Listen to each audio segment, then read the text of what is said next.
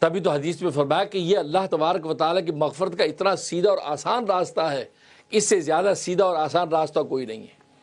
اور اگر روزے دار یعنی رمضان میں بھی کسی کی بخشش نہیں ہوئی، اللہ نے اس کے لیے بخشش فیصلہ نہیں فرمایا، تو نبی فرماتے ہیں اب اس کی کبھی نہیں ہو سکتی، یہ ہلاک ہو گیا، اب اس کی بخشش کا اور کوئی راستہ نہیں ہے، کیونکہ روزے سے یعنی رمضان سے زیادہ اچھا موقع اس کے لیے کوئی نہیں تھا۔ اس میں ایسا تزکیہ ہو جاتا ہے کہ اللہ کا مقرب بن جاتا ہے، اور ابھی بھی اللہ نے اس کو نہ بخشا۔ کیا مطلب اس نے روزہ اللہ کے لیے رکھا نہیں، اللہ کے لیے روزہ رکھا نہیں، روزے کی بے احترامی کی، اور روزے میں حلال سے اپنے آپ کو بچاتا رہا اور حرام کھاتا رہا۔ غیبت کر لی روزے کی حالت میں، تو حلال سے تو انسان بچ رہا ہے، لیکن غیبت کرے کہ آپ نے اپنے مردہ بھائی کا گوشت کھا لیا۔ اس لیے حدیث میں فرمایا بعض روزے دار وہ ہیں کہ روزے کی حالت میں حلال سے اپنے آپ کو بچاتے ہیں، لیکن حرام کھاتے رہتے ہیں، جھوٹ بولتے ہیں، غیبت کرتے ہیں، چغلی کھاتے ہیں، یہ سارے کے سارے حرام، تو حرام کا ارتکاب کر رہا ہے اور حلال سے اپنے آپ کو روک رہا ہے۔ فرمایا ایسا روزے دار اللہ تبارک و تعالیٰ کے نزدیک اس کو بھوک اور پیاس کی مشقت کے علاوہ کچھ نہیں ملا،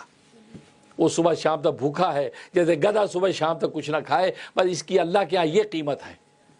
لیکن اگر یہ اس روزے کی حالت میں حرام تو دور کی بات، حلال سے بھی اپنے آپ کو بچاتا ہے جس کا حکم دیا گیا، فرمایا یہ روزے دار وہ روزہ ہے کہ یہ روزہ اللہ تبارک و تعالیٰ کو قرب اس کو عطا کر دیتا ہے، اور فرمایا میں خود اس کا بدلہ دوں گا، انا اجزی بھی۔ کیا مطلب؟ اس میں فرشتے کا واسطہ نہیں ہوگا،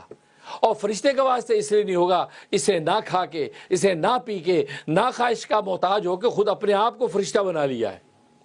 یہ تو جب خود فرشتہ بن گیا ہے تو فرشتے کو انعام دینے کے لیے کس فرشتے کی واسطے کی ضرورت ہے؟ لہٰذا فرشتوں کو ڈائریکٹ اللہ انعام دے گا۔ اور دوسری بات میں انا اجزا بھی، کہ اس کا بدلہ میں خود ہوں، میں مل جاؤں گا۔ کیا مطلب یہ کہ اس نے اصل میں میری ذات کا خلق اختیار کیا، اور حدیث میں آتا ہے تخلق بھی اخلاق اللہ، اللہ کے خلق اپنے اندر پیدا کرو، اللہ کے اخلاق اپنے اندر پیدا کرو، اور فرمایا نہ کھانا اللہ کا خلق ہے، نہ پینا اللہ کا خلق ہے، اور بیوی کا محتاج نہ ہونا اللہ کا خلق ہے۔ تو کہا کہ